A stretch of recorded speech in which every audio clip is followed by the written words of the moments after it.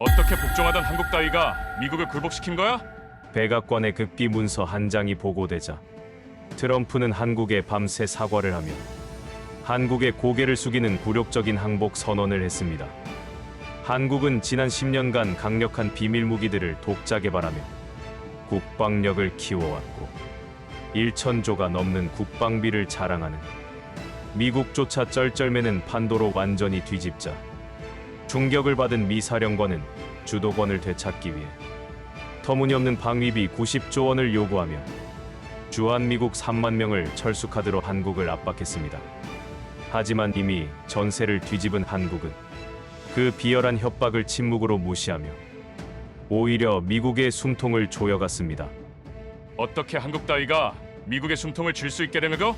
한국이 미국의 오만함을 단번에 꺾고 전세를 역전시킬 수 있었던 10년간 만들어온 비밀무기의 정체가 밝혀지자 상상도 못한 일이 벌어졌습니다.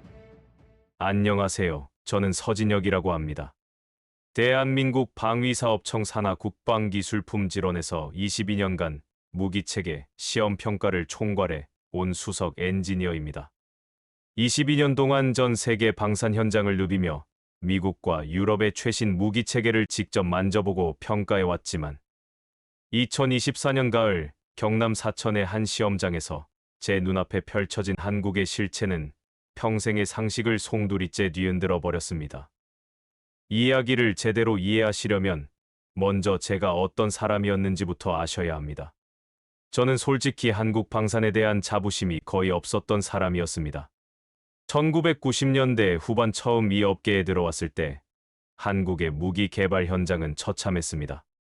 미국에서 들여온 설계도를 영어 사전 붙잡고 한 줄씩 해석하면서 부품 하나를 깎는데 일주일이 걸리던 시절이었고 시제품을 만들면 열의 9은 시험대 위에서 터지거나 규격 미달로 폐기되었습니다.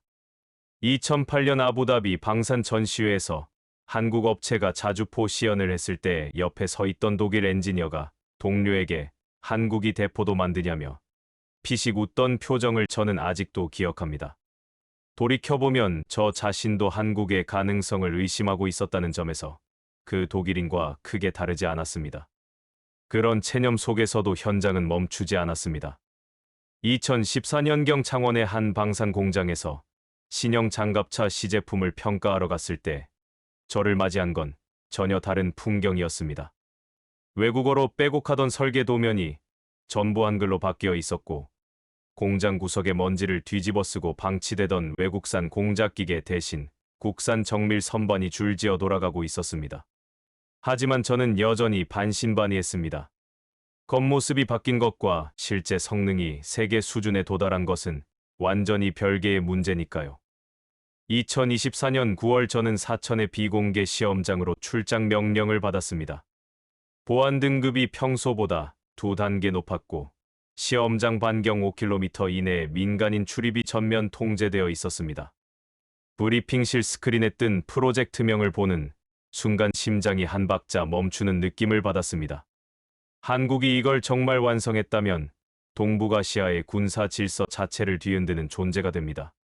시험은 다음 날 새벽 5시에 시작되었습니다. 9월이었지만 사천의 새벽 공기는 살을 내는 듯 차가웠고 벙커 안에서 수십 명이 숨소리조차 죽이고 있었습니다.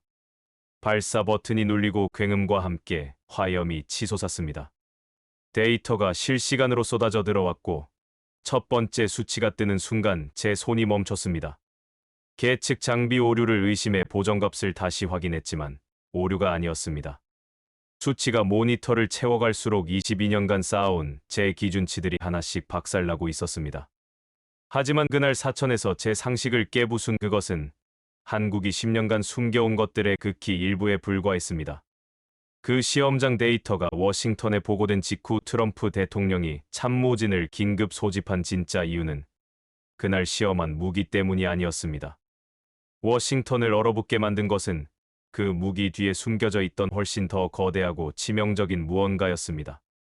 미국이 3만 명 철수를 거론하며 90조 원을 요구했지만 서울은 마치 아무 일도 없다는 듯 조용했고 그 침묵 속에서 국방 예산 집행 속도는 오히려 빨라지고 있었습니다. 겁먹은 나라는 돈을 아끼고 결정을 미룹니다. 한국은 정반대로 움직이고 있었습니다. 10년 전부터 쌓아 올린 퍼즐의 마지막 조각을 조용히 끼워 넣고 있었던 것입니다. 그리고 이것은 시작에 불과했습니다. 미국이 90조 원 청구서를 들이밀고 주한미군 철수를 거론한 뒤 워싱턴은 느긋하게 기다렸습니다. 과거 70년간 이 공식은 단 한 번도 실패한 적이 없었기 때문입니다. 동맹국의 안보 우산을 씌워주고 스스로 우산을 들 힘을 기르지 못하게 철저히 의존하게 만든 뒤 비가 거세게 쏟아지는 날 갑자기 우산을 접겠다고 협박하면 상대는 반드시 무릎을 꿇었습니다. 일본이 그랬고 필리핀이 그랬고 독일조차 불만을 터뜨리면서도 결국은 미국의 요구를 수용하는 쪽으로 방향을 틀었습니다. 지구상 그 어떤 동맹국도 이 공식 앞에서 예외가 된 적이 없었습니다. 특히 한국은 워싱턴 입장에서 가장 만만한 상대였습니다.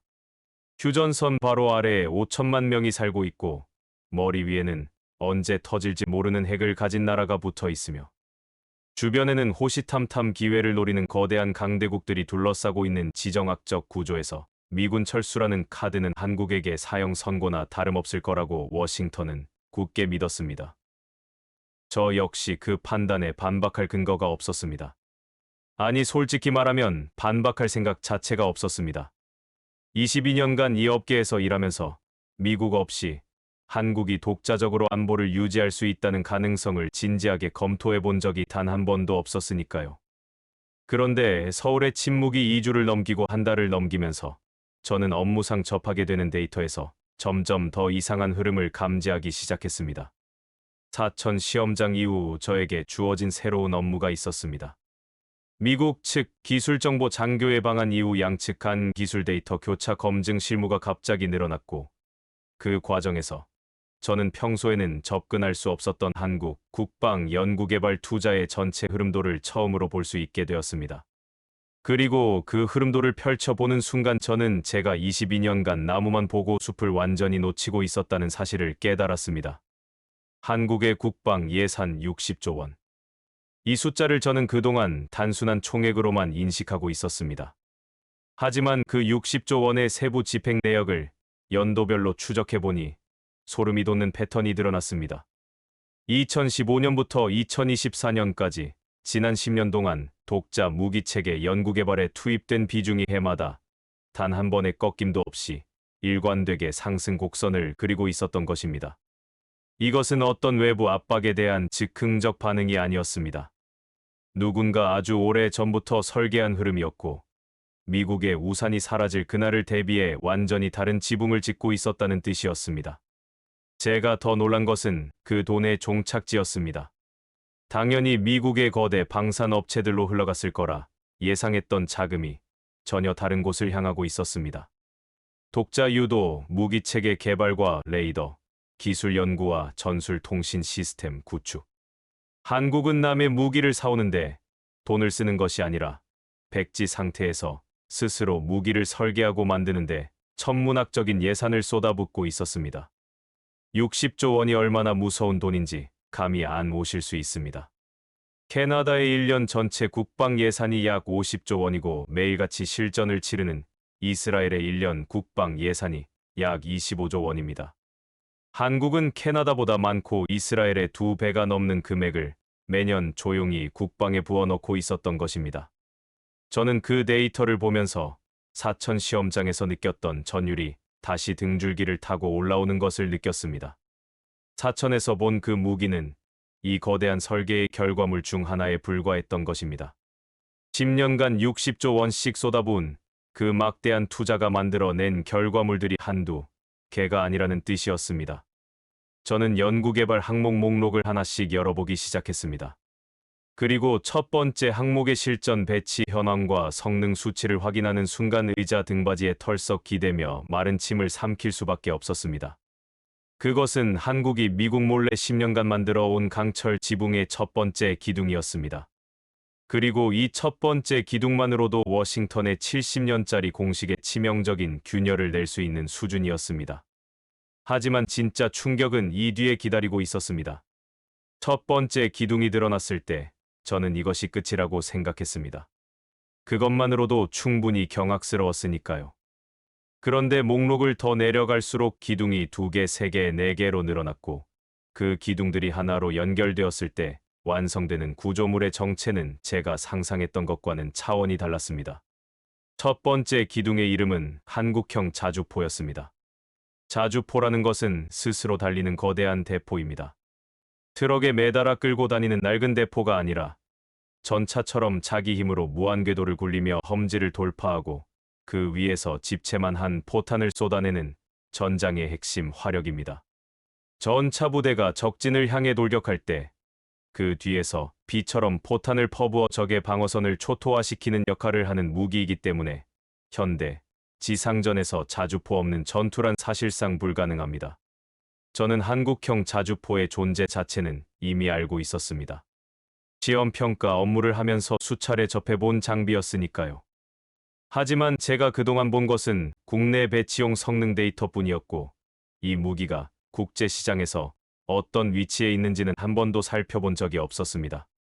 연구개발 투자 흐름도를 따라가다가 수출 실적 항목에 도달했을 때 저는 화면에 뜬 숫자를 3번이나 다시 확인해야 했습니다.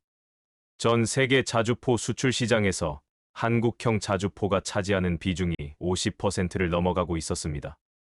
절반입니다. 지구상에서 자주포를 사려는 나라 2곳 중 한 곳은 미국산도 독일산도 아닌 한국산을 선택하고 있었다는 뜻입니다. 그것만이 아니었습니다.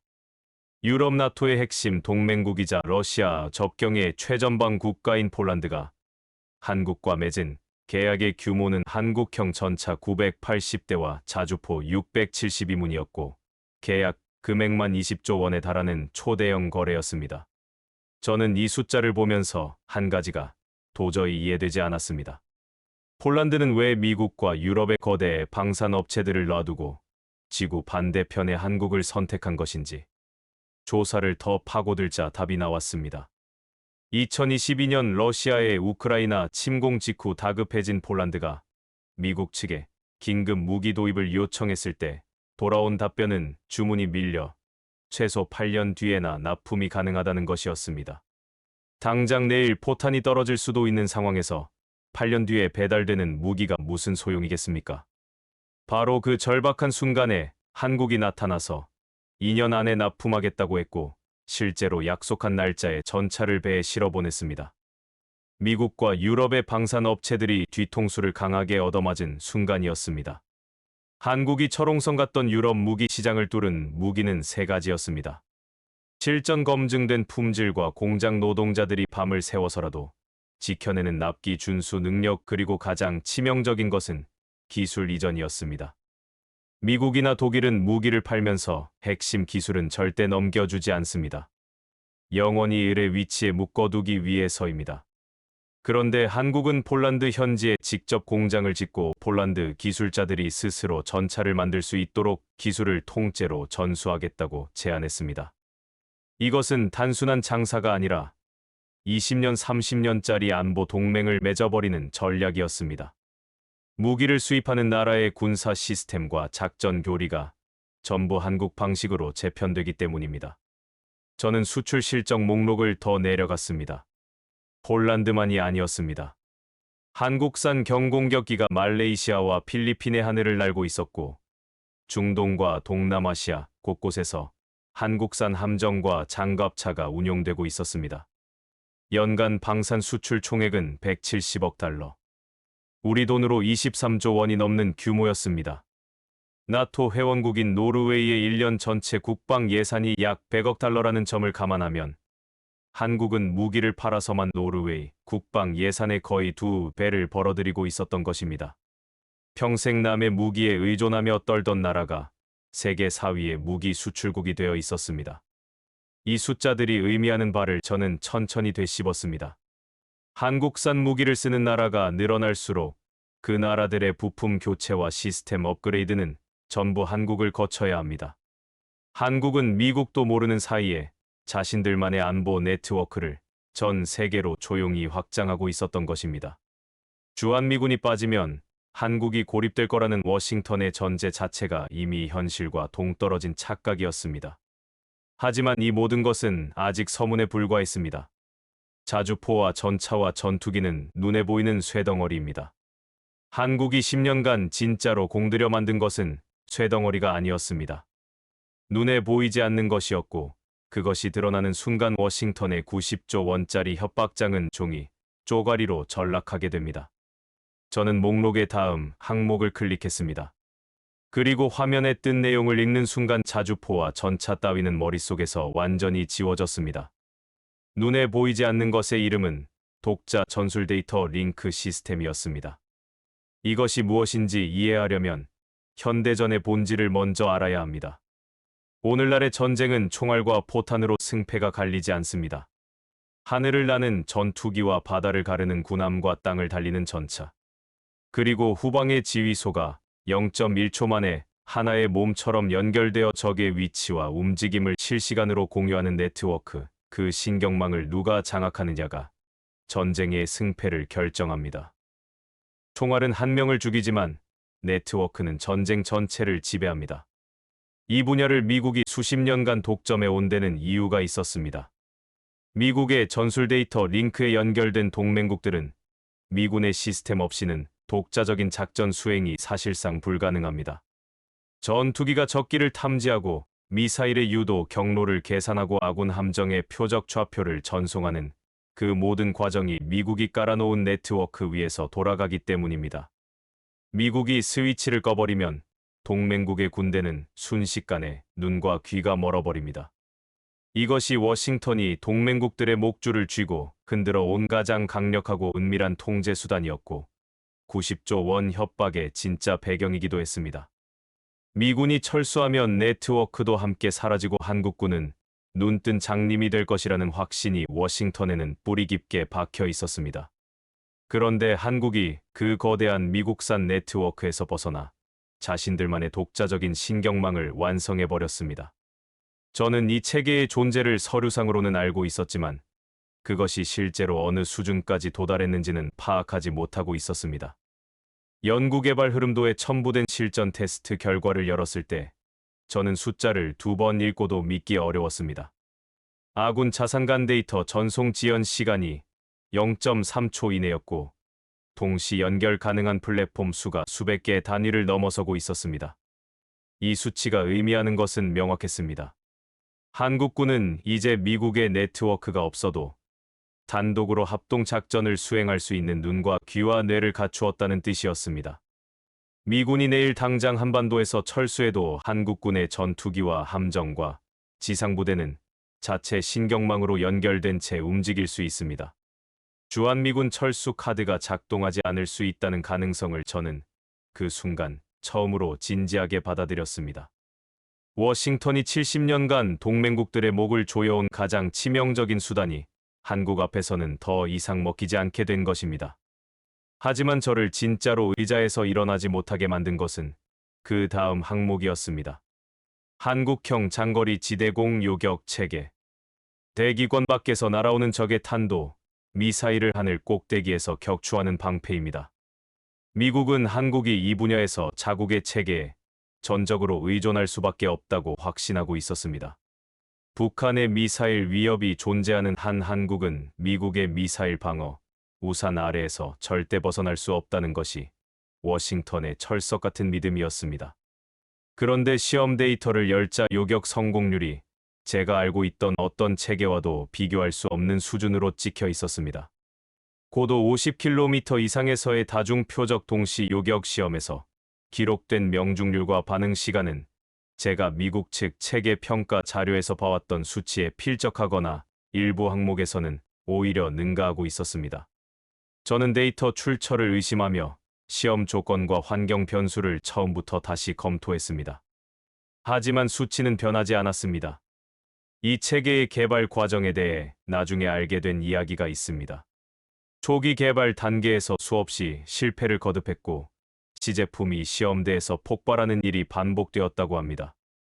미국의 기술 지원 없이 맨바닥에서 시작해야 했기 때문에 연구원들은 가족의 얼굴도 제대로 보지 못한 채 연구실 야전 침대에서 쪽잠을 자며 몇 년을 갈아 넣었습니다. 최종 요격 시험이 성공했을 때 통제실에서는 환호 대신 울음이 터졌다고 합니다. 누군가는 바닥에 주저앉아 소리 없이 어깨를 들썩였고 누군가는 옆 사람을 말없이 껴안았다고 합니다. 그들은 샴페인 대신 뜨거운 눈물로 서로의 등을 두드렸습니다. 자주포와 전차로 지상을 장악하고 독자 네트워크로 눈과 귀를 확보하고 미사일 방어 체계로 하늘의 방패까지 갖춘 것입니다.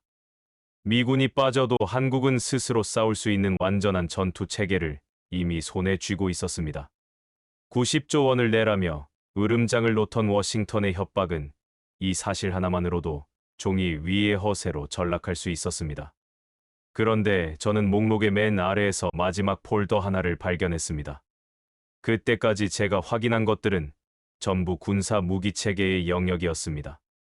미사일이든 전차든 네트워크든 전부 전쟁터에서 쓰이는 것들이었습니다. 하지만 그 마지막 폴더의 제목은 군사와는 전혀 관계없어 보이는 단어였습니다. 공급망. 저는 고개를 갸우뚱하며 그 폴더를 열었습니다. 그리고 첫 번째 페이지를 읽는 순간 등줄기를 타고 식은땀이 흘러내렸습니다. 미사일은 요격할 수 있고 전차는 파괴할 수 있습니다. 하지만 이 폴더 안에 담긴 것은 지구상 그 누구도 대체할 수 없는 미국의 가장 깊숙한 심장을 정조준하고 있었습니다. 공급망 폴더의 첫 장을 넘겼을 때 저는 왜 국방기밀 파일에 반도체 이야기가 나오는지 순간 의아했습니다. 하지만 그것이 얼마나 바보 같은 의문이었는지 깨닫는 데는 30초도 걸리지 않았습니다. 현대의 첨단 전쟁은 쇠덩어리로 만든 총과 대포만으로 하는 것이 아닙니다. 인공지능이 수천만 개의 데이터를 실시간으로 계산하고 드론 군집이 스스로 판단을 내리고 위성이 지상의 표적을 밀리미터 단위로 추적하는 오늘날의 전쟁에서 그 모든 것을 가능하게 만드는 심장이 바로 반도체입니다. 그 중에서도 고대역폭 메모리 반도체라는 것이 있습니다. 인공지능 연산의 필수적인 핵심 부품으로 이것이 없으면 세계 최고의 인공지능 칩도 아무 쓸모없는 고철 덩어리에 불과합니다. 저는 떨리는 손으로 스크롤을 내려갔습니다. 이 반도체를 지구상에서 가장 많이 그리고 가장 높은 성능으로 생산하는 곳이 어디인지 확인하는 순간 마른 침을 삼켰습니다. 경기도 이천에 공장을 둔 한국의 대기업이었습니다. 세계 시장 점유율 50% 이상. 한국의 또 다른 대기업 점유율까지 합치면 이 괴물 같은 시장 전체를 한국이 사실상 통째로 쥐락펴락하고 있었습니다. 이것이 국방과 무슨 상관이냐고 물으신다면 상상해 보십시오. 한국이 이 반도체의 공급 일정을 단 한 달만 늦추면 어떤 일이 벌어지는지를요. 미국의 인공지능 산업 전체의 동맥이 끊어집니다. 국방부의 차세대 지휘 통제 시스템 업그레이드가 전면 중단됩니다. 무인 드론 작전 체계가 무용지물이 됩니다. 미국의 최첨단 군사 패권이 순식간에 시력을 잃은 거인처럼 허우적대는 시나리오가 현실이 되는 것입니다. 그리고 이것은 가상의 위협이 아니었습니다. 한국이 마음만 먹으면 표도 안 나게 실행할 수 있는 조용한 밸브였습니다. 제가 식은땀을 흘린 진짜 이유는 다음 페이지에 있었습니다. 반도체에서 그치지 않았습니다. 두 번째 항목은 희귀 금속이었습니다. 텅스텐과 인듐과 갈륨 같은 이름을 일반인들은 평생 들어볼 일이 없겠지만 이 금속들이 없으면 미국은 최신형 스텔스 전투기를 만들 수도 없고 차세대 이지스 구축함을 바다에 띄울 수도 없으며 극초음속 미사일을 조립할 수도 없습니다. 이 희귀 금속들의 가공과 정제를 거쳐 전 세계에 공급하는 네트워크의 핵심을 한국 기업들이 80% 가까이 장악하고 있었습니다. 그리고 마지막 세 번째 항목은 조선업이었습니다. 한국은 세계 1위의 조선 강국입니다. 특히 극한의 기술력이 필요한 대형 액화 천연가스 운반선 시장의 70% 이상을 한국이 삼키고 있습니다. 반면 세계 최강 해군을 자랑하는 미국은 자국 조선소의 역량이 바닥을 치면서 낡은 군함을 수리할 곳조차 없어 정박만 시켜놓고 있는 처참한 상황이었습니다. 미국 의회에서조차 한국 조선소에 미 해군 함정 정비를 맡겨야 한다는 법안이 논의될 정도였습니다. 90조 원을 내라며 으름장을 놓는 미국과 그 미국의 군함조차 수리해줘야 하는 한국. 이 모순을 워싱턴의 그 누구도 직시하지 않고 있었던 것입니다. 저는 의자에 깊숙이 등을 기대고 천장을 올려다보았습니다. 반도체와 희귀 금속과 조선. 이 세 가지가 하나로 엮이는 순간 보이는 그림은 명확했습니다. 미국이 주한미군 3만 명을 볼모로 잡고 90조 원 협박장을 던졌을 때 한국은 그 오만한 청구서에 정면으로 맞설 필요조차 없었습니다. 한국이 쥐고 있는 공급망 밸브를 아주 살짝 몇 바퀴만 잠그는 것만으로도 미국의 거대한 방위 산업 라인 전체를 멈춰 세울 수 있었기 때문입니다. 미사일은 요격할 수 있습니다. 전차는 파괴할 수 있습니다. 하지만 반도체 공급망이 끊기면 미국은 그 미사일도 그 전차도 만들 수 없게 됩니다. 이것이 서울이 90조 원 협박 앞에서 조용할 수 있었던 진짜 이유였습니다. 겁먹어서 침묵한 것이 아니라 침묵해도 되는 카드를 이미 손에 쥐고 있었기 때문입니다. 워싱턴이 현금 인출기라고 조롱하며 버튼만 누르면 돈이 나올 거라 착각하던 그 10년 동안 한국은 미국의 심장부에 조용히 손을 뻗어놓고 있었던 것입니다. 도대체 이 나라는 언제부터 이렇게 치밀한 괴물이 된 것인지. 1997년 외환 위기 때 나라, 경제가 거덜나고 거리에 실업자가 쏟아지며 국가부도 직전까지 몰렸던 그 처참한 수모의 시간에 한국은 뼈저리게 결심한 것입니다. 다시는 남의 손에 운명을 맡기지 않겠다고. 그리고 20년이 넘는 세월 동안 그 결심을 반도체에 새기고 부품에 새기고 무기에 새기며 한치의 흔들림도 없이 실행해 온 것입니다. 저는 모니터 앞에서 한참을 움직이지 못했습니다. 이 모든 사실을 하나의 보고서로 정리해서 상부에 올려야 했습니다. 그런데 이 보고서가 워싱턴까지 전해졌을 때 벌어질 일을 생각하자 손가락이 키보드 위에서 얼어붙었습니다. 이 숫자들이 백악관 책상 위에 올라가는 순간 그동안 한국을 만만하게 취급하며 90조 원을 뜯어내겠다고 큰 소리치던 모든 전제가 한꺼번에 무너질 것이었기 때문입니다. 그리고 실제로 그렇게 되었습니다. 보고서가 상부를 거쳐 워싱턴으로 직행한 직후 가장 먼저 움직인 곳은 백악관이 아니라 펜타곤이었습니다. 미국 국방부 동아시아 전략분석실에서 한반도 담당 실무진이 긴급 소집되었고 제가 정리한 수치들을 독립적으로 재검증하라는 지시가 떨어졌다는 소식이 내부 채널을 통해 전해져 왔습니다.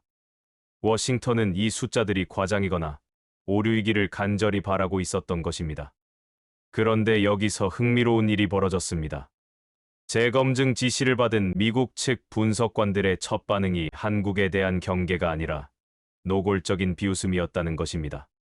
나중에 내부 경로를 통해 전해들은 이야기에 따르면 펜타곤 분석실에서 한국 데이터를 처음 받아든 한 수석 분석관이 서류를 훑어보다 코웃음을 치며 옆 동료에게 이런 말을 했다고 합니다.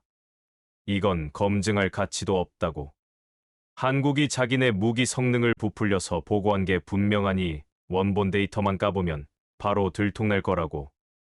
그 분석실에 앉아있던 사람들 대부분이 같은 생각이었다고 합니다. 한국이 독자 전술 데이터 링크를 완성했다는 주장도 웃겼고 미사일 방어 체계의 요격률이 자국 체계에 필적한다는 수치도 허풍으로 보였고 무엇보다 반도체 공급망 의존도 분석 결과는 아예 데이터 산출 과정 자체에 오류가 있을 거라고 단정했다는 것입니다. 그래서 재검증은 처음부터 한국의 과장을 입증하기 위한 작업으로 시작되었습니다. 한국 측 수치를 깨부수겠다는 의도가 명확했던 것입니다. 분석관들은 한국이 제출한 시험 데이터의 환경 변수부터 뜯기 시작했습니다. 시험 당시 기상 조건과 표적 궤도 설정값과 계측 장비의 보정 이력까지 모조리 요청해왔고 우리 쪽 실무진은 밤낮 없이 그 요청에 대응해야 했습니다. 저는 그 72시간 동안 거의 잠을 자지 못하면서 미국이 어떤 항목을 가장 집요하게 물고 늘어지는지를 실시간으로 지켜보았습니다. 첫 번째로 무너진 것은 방산 수출 실적이었습니다. 미국 측 분석관들은 한국의 연간 방산 수출 170억 달러라는 숫자가 계약 체결액과 실제 인도액을 혼동한 결과일 거라고 의심하며 수출 계약, 건별 선적 기록과 대금 수령 내역까지 요구했습니다. 하지만 폴란드와의 전차 및 자주포 계약서와 동남아시아 각국과의 함정 및 경공격기 납품 기록이 건별로 전부 대조 확인되면서 그 의심은 24시간 만에 소멸했습니다. 분석관들이 다음으로 달려든 것은 독자, 전술 데이터, 링크의 성능 수치였습니다. 아군 자산간 데이터 전송 지연 시간 0.3초 이내라는 수치가 과연 실전 환경에서 재현 가능한 것인지를 검증하기 위해 미국 측은 자국의 유사 체계 시험 기록과 일일이 교차 대조했습니다. 여기서 미국 분석관들이 처음으로 당혹감을 드러냈다는 이야기가 전해졌습니다. 한국 측 수치가 자국 체계의 동일 조건 시험 결과와 오차 범위 내에서 일치했기 때문입니다. 한국이 부풀렸을 거라는 전제로 시작한 검증이었는데 까보니까 숫자가 진짜였던 것입니다. 그러자 분석관들의 태도가 미묘하게 바뀌기 시작했습니다. 비웃음이 사라지고 의문이 그 자리를 채웠습니다. 어떻게 이 수치가 가능한 거냐는 질문이 슬금슬금 올라오기 시작한 것입니다. 결과를 깨부수려던 시선이 결과의 원인을 추적하는 방향으로 이동하고 있었습니다. 그리고 그 시선이 마지막으로 도달한 곳이 반도체 공급망 의존도 분석이었습니다. 미국 측은 이 항목을 가장 오래 붙잡고 늘어졌습니다. 자국 방위 산업의 핵심 부품 조달 경로를 역추적하면서 한국산 소재와 부품이 얼마나 깊숙이 침투해 있는지를 일일이 매핑하는 작업이었습니다. 이 항목에서 미국 측 분석관들이 보인 반응은 이전과 질적으로 달랐습니다. 자주포 수출이나 미사일 요격률은 군사적 위협이지만 전장에서 대응할 수 있는 성격의 것입니다. 하지만 반도체와 희귀금속 공급망은 대체가 불가능합니다. 미국의 최첨단 무기 생산 라인 자체가 한국산 부품 없이는 돌아가지 않는다는 사실이 수치로 확인되는 순간 그것은 군사적 위협을 넘어서 산업적 종속이라는 완전히 다른 차원의 문제가 되기 때문입니다. 72시간이 지난 뒤 워싱턴에서 날아온 최종 재검증 결과는 단 한 줄이었습니다. 제시된 수치 전 항목 사실 확인 완료. 한국의 과장을 입증하겠다며 시작된 검증이 오히려 한국의 실체를 미국 스스로 공인해버리는 결과로 끝난 것입니다. 처음에 코웃음을 치던 그 수석 분석관이 최종 보고서에 어떤 표정으로 서명했는지는 전해지지 않았지만 그가 더 이상 한국을 비웃지 못하게 되었다는 것만은 확실했습니다. 그 한 줄이 도착한 직후부터 모든 것이 바뀌었습니다. 주한미군 철수를 거론하며 90조 원을 밀어붙이던 미국 측의 공세가 갑자기 멈췄습니다. 추가 압박도 없었고 최후 통첩도 없었습니다. 무기한 연기되었던 한미 방위비 분담금 실무협의 일정이 재개 통보와 함께 돌아왔는데 그 통보문의 어조가 완전히 탈바꿈해 있었습니다. 분담금 협의가 아니라 전략적 협력론이라는 표현이 처음으로 등장했습니다. 단어 하나의 교체였지만 그것은 70년짜리 동맹 구조의 뼈대가 흔들리고 있다는 지각 변동의 신호였습니다. 미국 측 협상단이 서울에 도착한 것은 재검증 결과가 나온 지 2주 뒤였습니다. 저는 기술 자문 자격으로 배석했습니다. 회의실에서 양국 대표단이 마주 앉았을 때 미국 측 수석 대표의 몸짓에서 한 달 전에 오만함은 흔적도 없었습니다. 서류를 테이블 위에 올려놓는 동작이 조심스러웠고 악수를 나눌 때 상대의 손을 쥐어짜던 습관도 사라져 있었습니다. 한국 측 수석 대표는 미국 측의 모두 발언을 끝까지 듣고도 표정 하나 변하지 않은 채 품에서 서류 한 장을 꺼내 테이블 한가운데로 밀어놓았습니다. 대한민국 전략 핵심 자원 및 기술 협력 현황. 소리조차 나지 않았지만 그 정적은 90조 원짜리 협박보다 수백 배 무거웠습니다.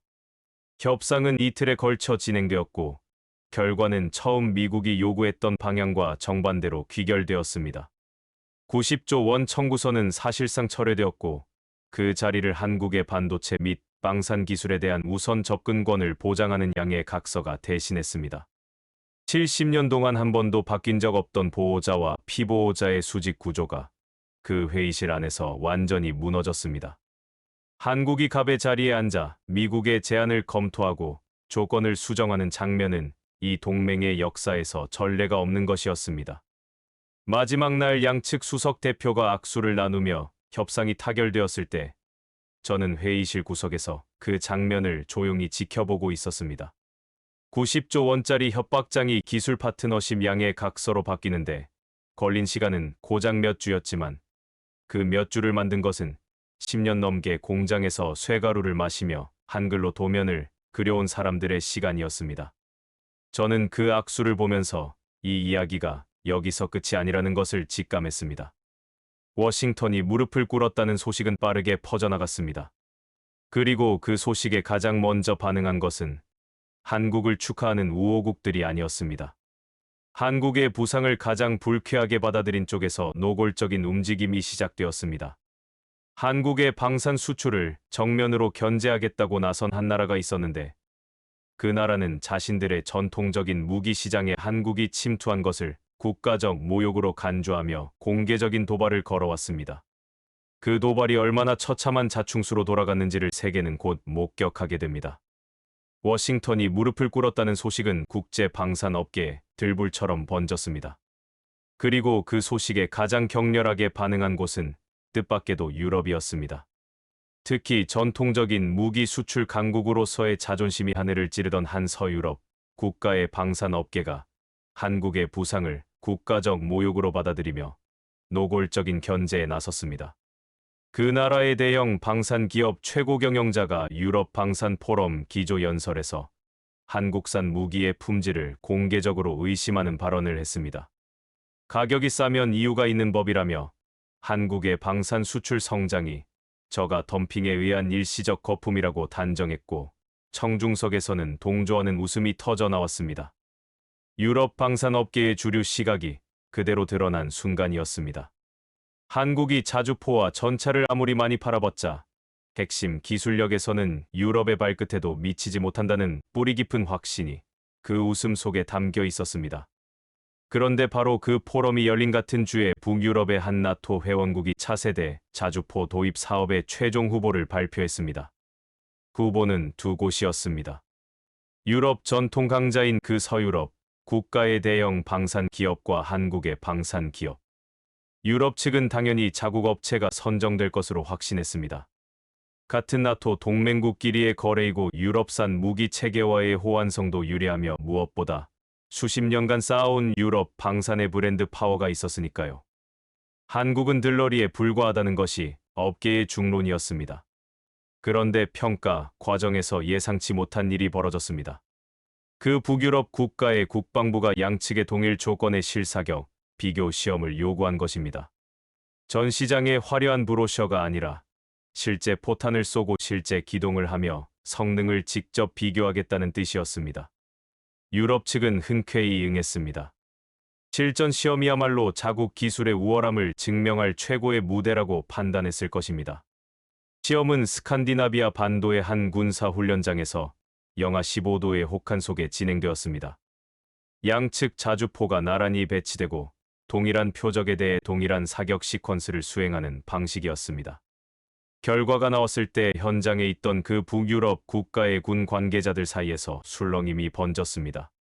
한국형 자주포의 최대 사거리가 유럽 경쟁 제품을 10km 이상 앞섰고 분당 발사 속도에서도 확연한 차이가 나타났습니다. 하지만 정말로 그들의 표정을 얼어붙게 만든 것은 명중률이었습니다.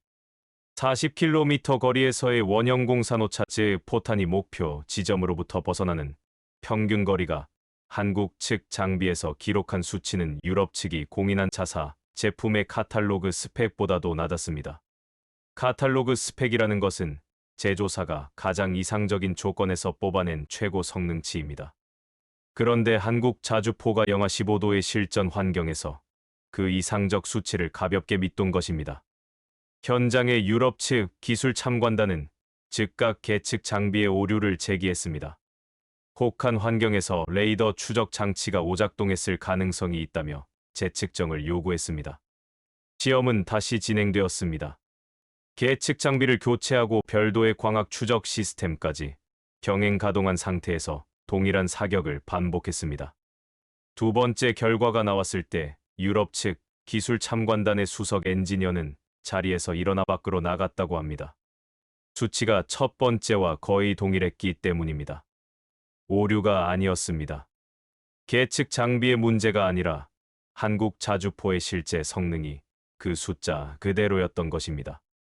한국산은 싸구려라는 전제 위에 세워졌던 유럽 방산 업계의 자존심에 균열이 가기 시작한 순간이었습니다. 그 북유럽 국가는 결국 한국을 최종 공급자로 선정했습니다. 유럽 방산업계에 충격파가 퍼졌습니다. 나토 회원국이 같은 유럽의 무기를 제치고 아시아의 한국산을 택한 것은 단순한 상업적 패배가 아니라 유럽 방산의 기술적 우위라는 신화의 공식적인 의문 부호가 찍힌 사건이었기 때문입니다.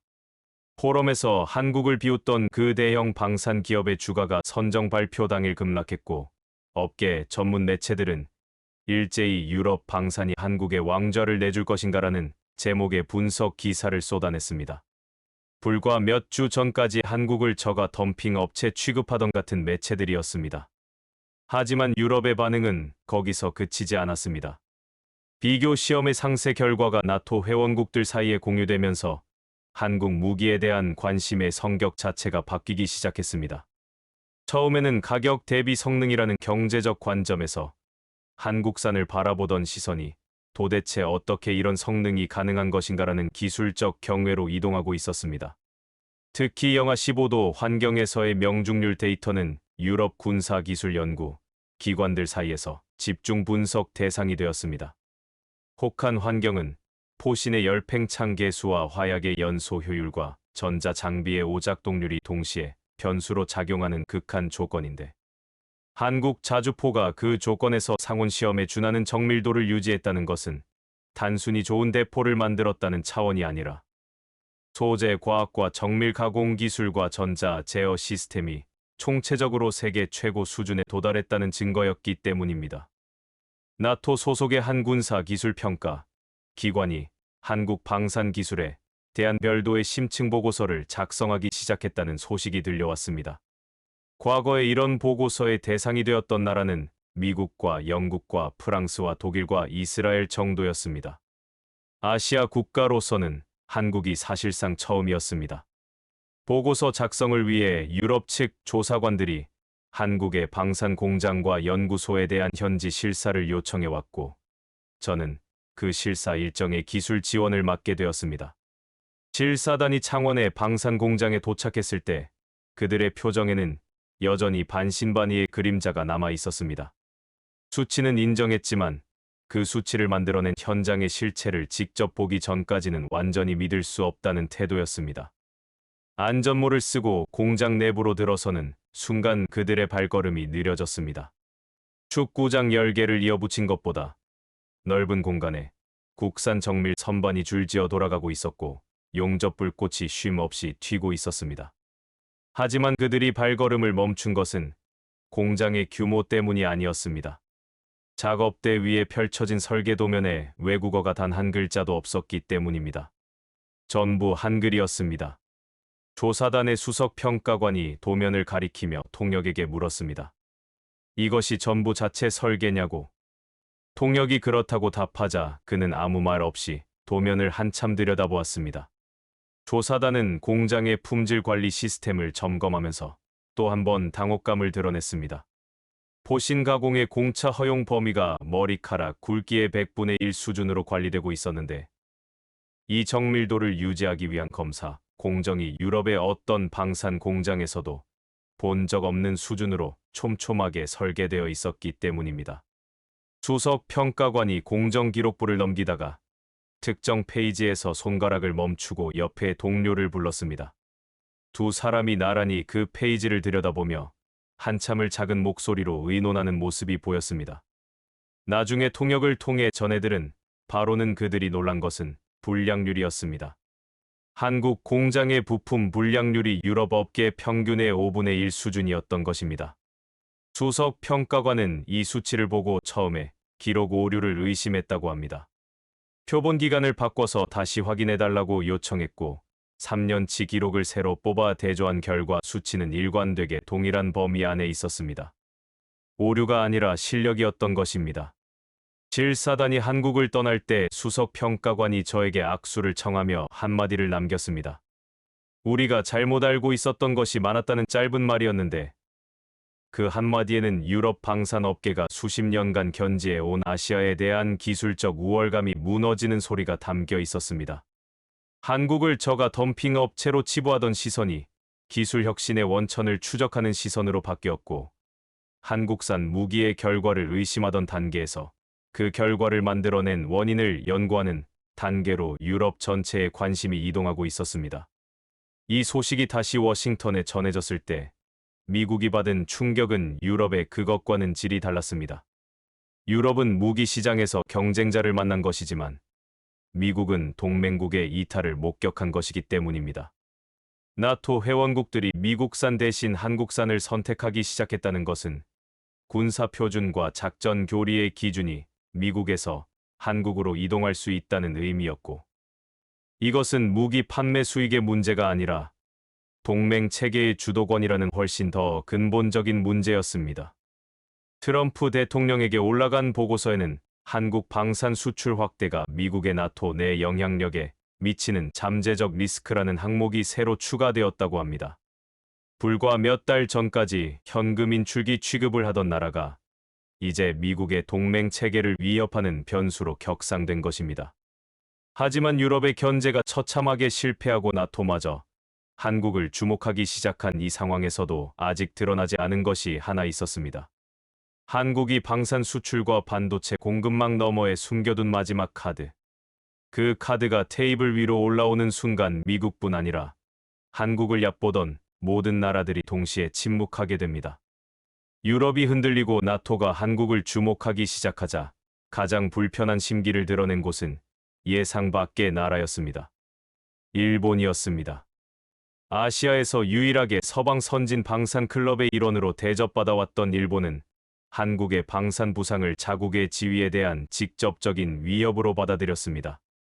일본 방위성 산하의 방위장비청이 긴급 내부 보고서를 회람했는데 그 보고서의 골자는 한국의 방산 수출 성장이 과대 포장된 것이며 실질적인 기술 경쟁력에서는 일본이 여전히 우위에 있다는 내용이었다고 합니다. 특히 한국의 함정 건조 기술과 항공 방산 기술에 대해 양산 경험은 있으나 원천 기술 깊이가 얕다는 평가를 내렸다는 것이 내부 경로를 통해 전해졌습니다. 일본의 이런 반응은 우연이 아니었습니다. 당시 일본은 호주와 차기 잠수함 공동 개발 사업을 추진하고 있었는데 한국이 같은 사업의 경쟁 후보로 부상하면서 일본 측의 신경이 극도로 날카로워져 있었습니다. 호주는 태평양 지역의 핵심 해양 강국이고 이 잠수함 사업은 단순한 무기 거래가 아니라 향후 30년간의 군사 동맹 구도를 결정짓는 전략적 계약이었습니다. 일본은 자국의 잠수함 기술이 세계 최고 수준이라는 자부심을 갖고 있었고 한국은 경쟁 상대로조차 인정하지 않는 분위기였습니다.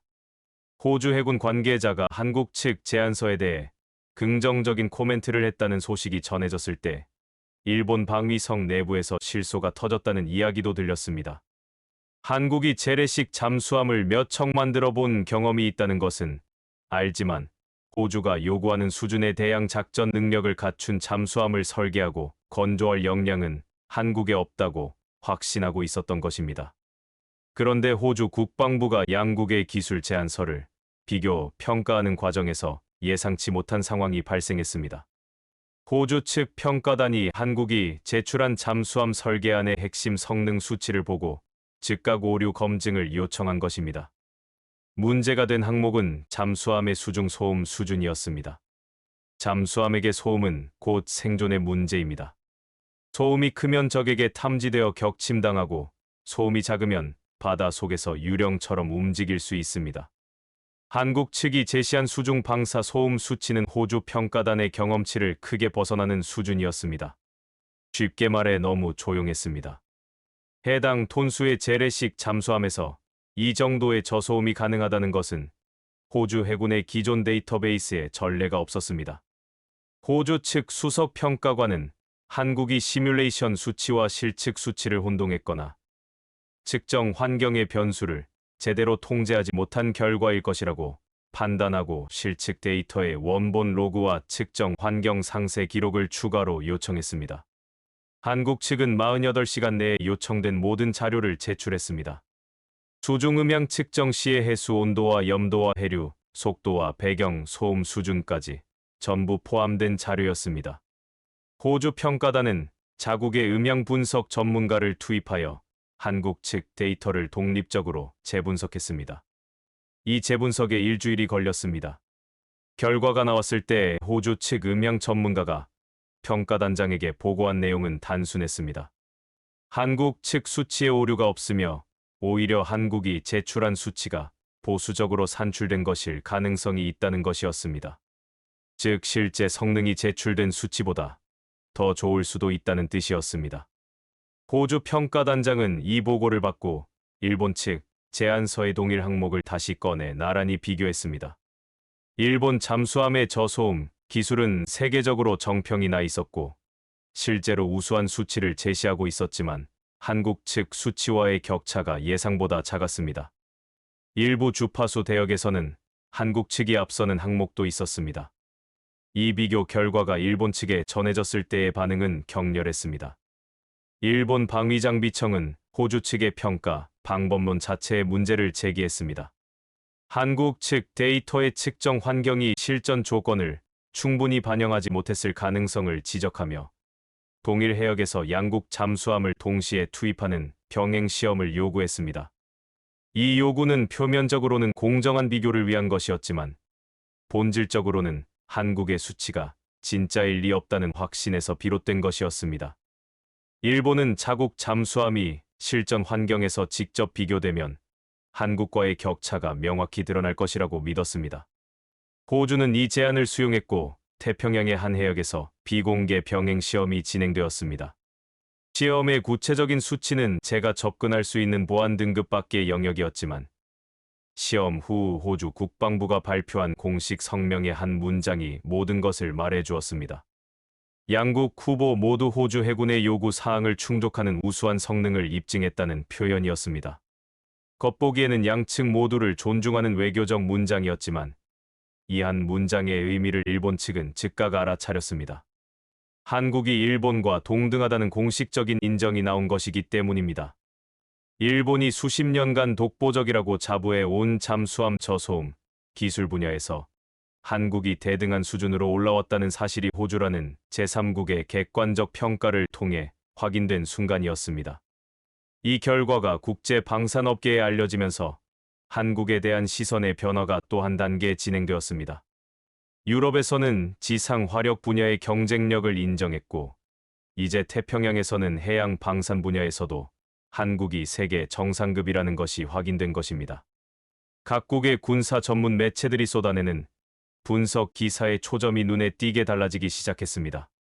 초기에는 한국산 무기가 정말 그렇게 좋은가라는 의심의 프레임이었던 것이 한국은 어떻게 이 수준에 도달했는가라는 탐구의 프레임으로 전환되고 있었습니다. 결과에 대한 의심에서 원인에 대한 경외로의 이동이었습니다. 영국의 한 군사 전문지가 한국 방산 기술의 원천을 추적하는 장문의 특집 기사를 실었습니다. 그 기사는 한국의 방산 성장이 단순히 정부의 투자 때문만이 아니라 반도체와 자동차와 조선으로 이어지는 민간 제조업의 정밀 가공 기술과 소재 과학과 전자, 제어, 기술이 군사 분야로 전이된 결과라는 분석을 내놓았습니다. 한국의 대기업들이 반도체 생산 라인에서 나노미터 단위의 공정 정밀도를 달성하기 위해 수십 년간 축적해온 기술력이 포신의 정밀 가공과 잠수함의 방진 설계와 미사일의 유도, 제어에 그대로 녹아들었다는 것입니다. 이 기사는 한국 방산의 진짜 무기는 무기 자체가 아니라 무기를 만드는 산업 생태계의 총체적 깊이라는 결론을 내렸습니다.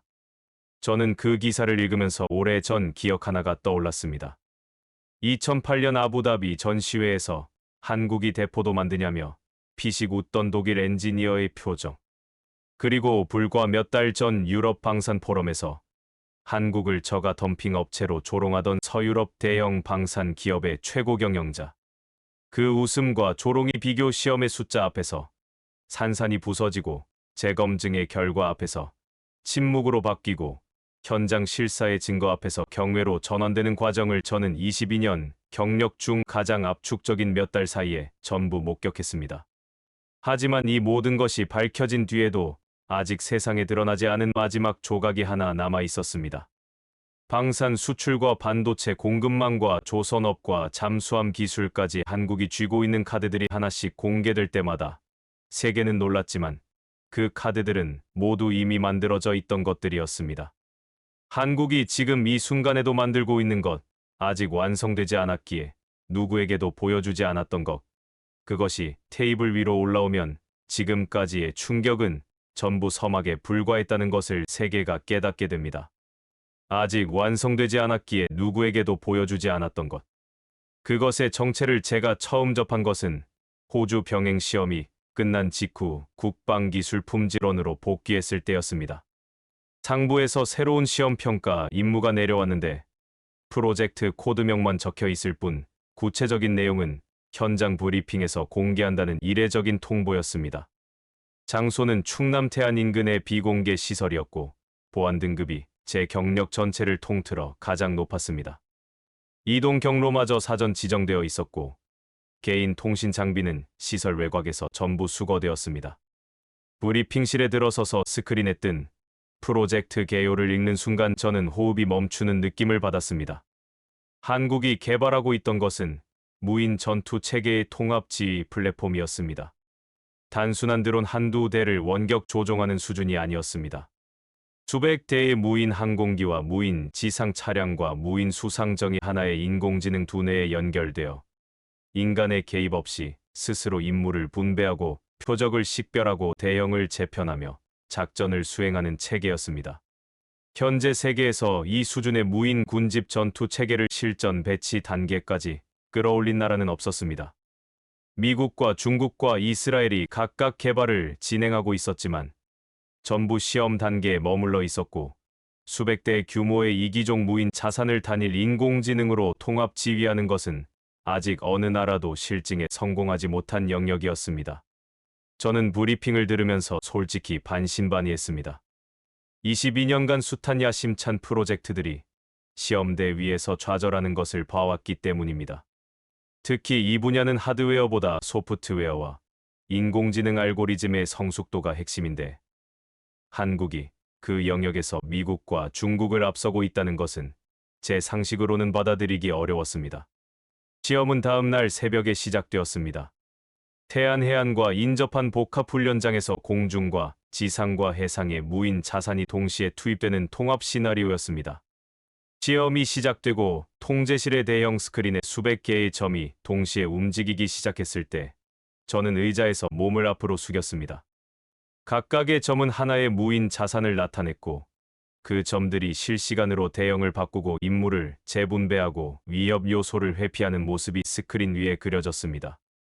인간 운용자는 최초의 임무 목표만 입력했을 뿐이었습니다. 나머지는 전부 인공지능이 판단하고 있었습니다. 시험 시나리오 중간에 의도적으로 통신 교란이 투입되었습니다. 적의 전자전 공격을 시뮬레이션한 것이었는데 통신이 끊긴 무인 자산들이 독립적으로 판단하여 대체 경로를 찾고 인접한 자산과 근거리 통신으로 재연결하여 임무를 계속 수행하는 모습이 확인되었습니다.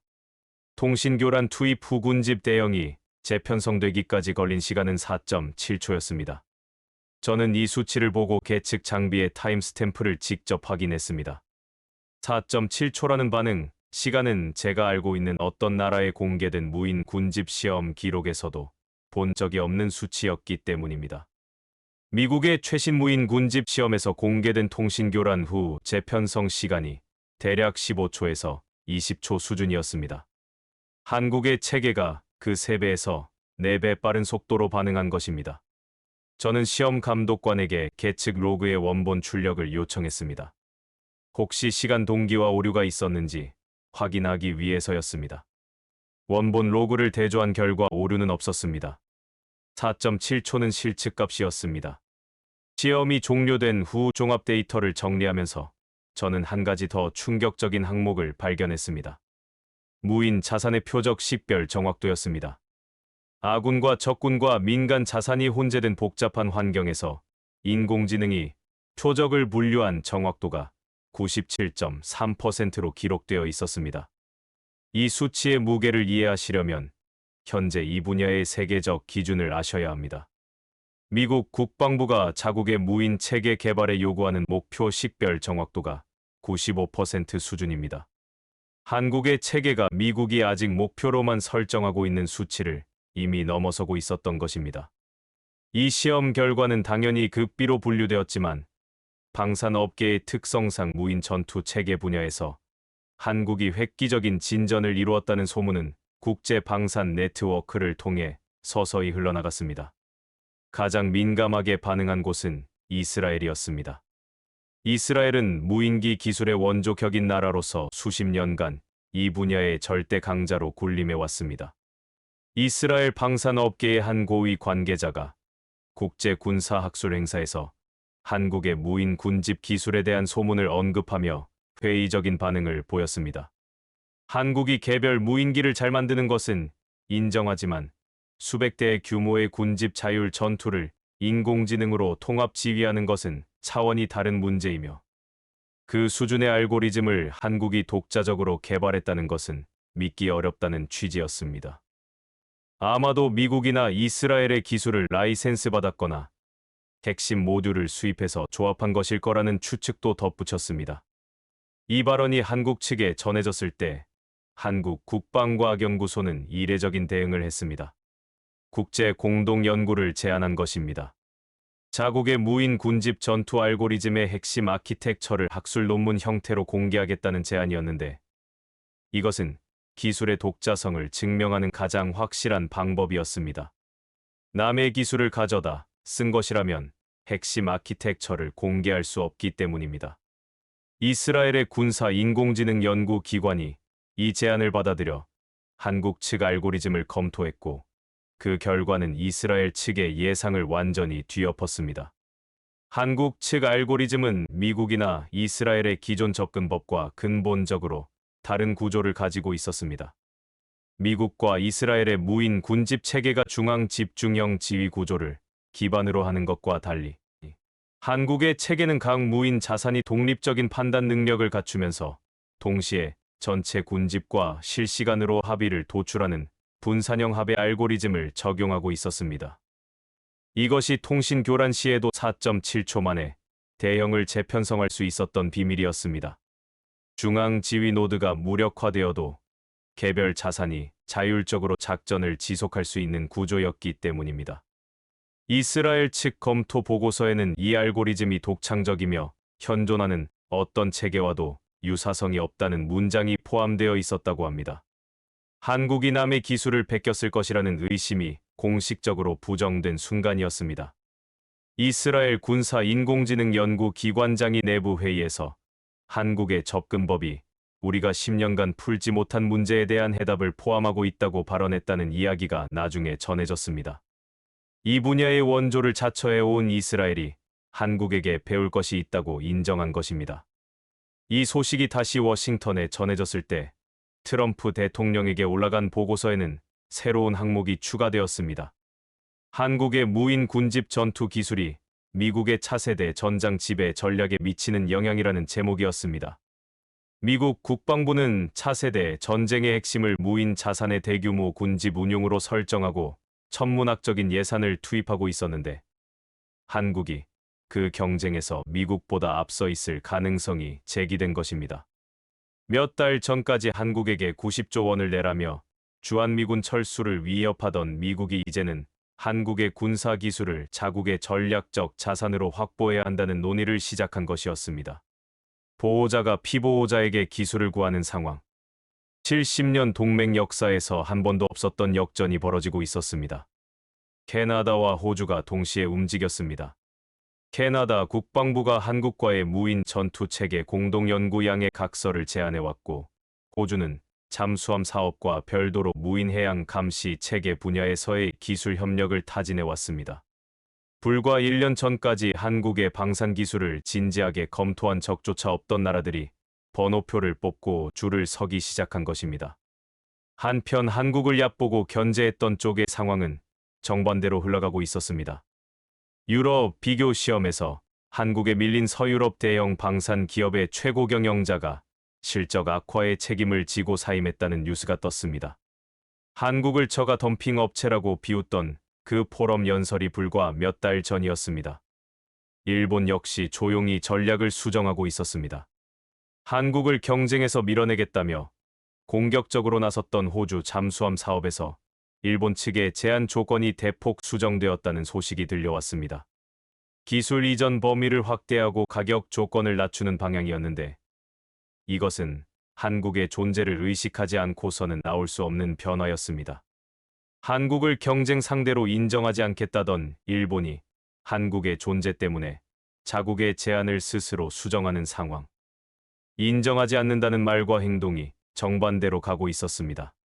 저는 이 모든 흐름을 지켜보면서 22년 전 처음 이 업계에 발을 들였을 때의 기억과 지금의 현실 사이의 거리를 가늠해 보았습니다. 미국 설계도를 영어 사전 붙잡고 해석하던 시절에서 미국이 한국의 기술을 구하는 시절까지 독일 엔지니어에게 비웃음을 당하던 전 시장에서 유럽이 한국 공장에 실사단을 보내는 현장까지 이스라엘에게 기술을 베꼈다고 의심받던 위치에서 이스라엘이 한국의 알고리즘에서 답을 찾는 위치까지 그 거리를 만든 것은 천재적인 한 사람의 업적이 아니라 이름 없는 수만 명이 10년 넘게 쌓아올린 땀의 총량이었습니다. 그리고 그 땀의 주인공들을 만나러 가는 것이 이 이야기의 마지막 여정이 될 것입니다. 이야기의 마지막 여정은 다시 창원에서 시작되었습니다. 모든 협상과 시험과 검증이 끝난 뒤 저는 상부에 한 가지 요청을 했습니다. 보고서를 최종 마무리하기 전에 이 숫자들을 만들어 낸 현장을 다시 한번 직접 보고 싶다는 것이었습니다. 단순한 시설 점검이 아니었습니다. 22년간 서류와 데이터로만 한국 방산을 평가해 온 사람으로서 그 숫자 뒤에 있는 사람들의 얼굴을 제 눈으로 확인하지 않고서는 이 보고서의 마지막 페이지를 쓸 수 없었습니다. 창원 공장에 도착한 것은 이른 아침이었습니다. 정문을 통과하는 순간부터 공기가 달랐습니다. 쇠를 깎는 날카로운 소리와 용접 불꽃의 매캐한 냄새가 동시에 밀려왔습니다. 이번 방문에서 저는 이전과 다른 것을 보고 싶었습니다. 유럽 실사단이 왔을 때는 완성품 생산 라인과 품질 관리 시스템을 중심으로 보았지만 이번에는 그 이전 단계, 즉 연구 개발동과 시제품 제작실을 요청했습니다. 완성된 무기의 성능은 이미 전 세계가 확인했습니다. 저는 그 성능이 태어나는 순간을 보고 싶었습니다. 연구 개발동의 문이 열렸을 때 제 눈에 가장 먼저 들어온 것은 벽면 가득 붙어있는 포스트잇이었습니다. 수백 장의 노란 종이 위에 빼곡하게 적힌 한글 메모들, 수식과 도면과 의문부호와 화살표가 뒤엉켜 있었습니다. 안내를 맡은 연구소 차장이 그 벽을 가리키며 설명했습니다. 진영 유도 장치의 알고리즘 최적화 과정에서 연구원들이 붙여놓은 것인데 한 장 한 장이 하나의 실패 기록이라고. 성공한 기록은 없느냐고 제가 물었더니 그가 벽의 맨 오른쪽 끝 한 장을 가리켰습니다. 나머지 수백 장의 실패를 거쳐 도달한 단 한 장의 성공. 그 한 장에 적힌 수식이 지금 양산 라인에 올라간 유도 장치의 핵심 코드였습니다. 시제품 제작실로 이동했을 때 한 중년의 기술자가 현미경 앞에 앉아 미세한 부품을 검사하고 있었습니다. 그의 작업복 가슴에 붙은 명패에는 26년 차라는 숫자가 적혀 있었습니다. 저와 거의 같은 시간을 이 업계에서 보낸 사람이었습니다. 안내 차장이 그를 소개해 주었는데 그는 한국형 미사일 방어, 체계의 요격탄 추진체 핵심 부품을 깎는 정밀 가공 기술자였습니다. 요격탄의 추진체는 발사 후 수초 내에 음속의 수백 가지 가속해야 하기 때문에 추진체 내부의 연소실 형상이 머리카락 굵기의 수십 분의 1 오차도 허용하지 않는 극한의 정밀도를 요구합니다. 이 기술자가 26년간 해온 일이 바로 그 오차와의 싸움이었습니다. 저는 그의 손을 보았습니다. 손가락 마디마다 굳은 살이 두텁게 박혀 있었고 검지 끝에는 오래된 화상 흉터가 있었습니다. 그 손이 26년간 깎아낸 부품의 정밀도가 결국 미사일 방어, 체계의 요격 성공률이 되었고 그 성공률이 시험 데이터가 되었고 그 데이터가 보고서가 되어 워싱턴의 책상 위에 올라갔고 그 보고서가 90조 원짜리 협박장을 종이 쪼가리로 만들었습니다. 시작점은 이 사람의 손끝이었습니다. 저는 그 사실을 그 순간에야 비로소 완전히 이해했습니다. 공장을 돌아보는 동안 저는 이전 방문에서는 눈에 들어오지 않았던 것들이 보이기 시작했습니다. 생산 라인 한쪽에 작은 게시판이 있었는데 거기에 각국에서 보내온 감사 서한들이 붙어 있었습니다. 폴란드 육군 사령관의 서한이 있었고 동남아시아 한 나라의 해군 참모 총장이 보낸 서한도 있었습니다. 한국산 장비가 자국의 방위 태세를 근본적으로 바꾸었다는 내용이었습니다. 그 서한들 옆에는 공장 노동자들이 교대 근무를 마치고 찍은 단체 사진이 걸려 있었습니다. 기름때가 묻은 작업복을 입고 지친 얼굴로 웃고 있는 사람들. 폴란드 사령관도 호주 평가단도 이스라엘 연구 기관장도 미국 펜타곤의 분석관들도 결국 이 사람들의 손끝에서 나온 결과물 앞에 고개를 숙인 것이었습니다. 공장을 나서기 직전에 예상치 못한 장면을 목격했습니다. 출하장에서 대형 컨테이너에 완성품을 싣는 작업이 진행되고 있었는데 컨테이너 측면에 붙은 선적 라벨의 목적지가 제 눈에 들어왔습니다. 캐나다였습니다. 불과 몇 달 전 한국과 무인 전투체계 공동연구양의 각서를 체결한 그 캐나다가 이미 한국산 방산 장비를 도입하기 시작한 것이었습니다. 그 옆 컨테이너의 라벨에는 호주라는 글자가 적혀 있었습니다. 호주 역시 잠수함 사업 논의와 별개로 한국산 장비를 실질적으로 구매하고 있었습니다. 한국을 얕보던 나라들이 침묵하고 한국을 알아본 나라들이 줄을 서는 풍경이 출하장의 컨테이너 라벨 위에 그대로 펼쳐져 있었습니다. 창원을 떠나 서울로 돌아오는 차 안에서 저는 창밖으로 스쳐 지나가는 풍경을 멍하니 바라보았습니다. 고속도로 양옆으로 공장들의 불빛이 보였습니다. 방산 공장만이 아니었습니다. 반도체 부품을 만드는 공장이 있었고, 선박용 엔진을 조립하는 공장이 있었고, 자동차 부품을 깎는 공장이 있었습니다. 저 불빛 하나하나가 꺼지지 않고 밤새 돌아가는 이유는 누군가가 그 안에서 지금 이 시간에도 쇠를 깎고 회로를 납땜하고 용접 불꽃을 튀기고 있기 때문이었습니다. 미국이 현금 인출기라고 조롱하던 나라의 진짜 정체는 이것이었습니다. 버튼을 누르면 돈이 나오는 기계가 아니라 24시간 멈추지 않는 수만 개의 공장과 그 안에서 묵묵히 일하는 수백만 명의 손이 만들어내는 살아있는 산업 생태계였습니다.